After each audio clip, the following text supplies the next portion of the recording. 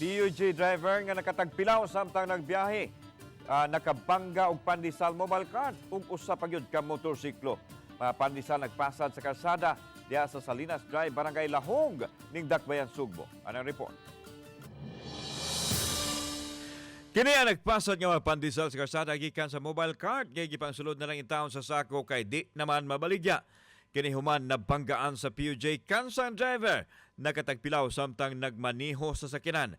Matod sa 34 anyos nga PUJ driver nga plano unta niya muhunong sa unahan kay matulog kadyot tungod sa duka apan maunalay iyang namatgunan nga nakabangga na siya og laing mga sakinan.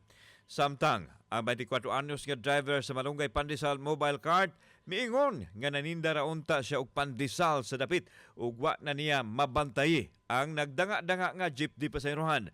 Gawa sa mobile cart nagkaigo usab ang PJ ug laing motorsiklo kansang driver ni kaangkon og angol sa lawas.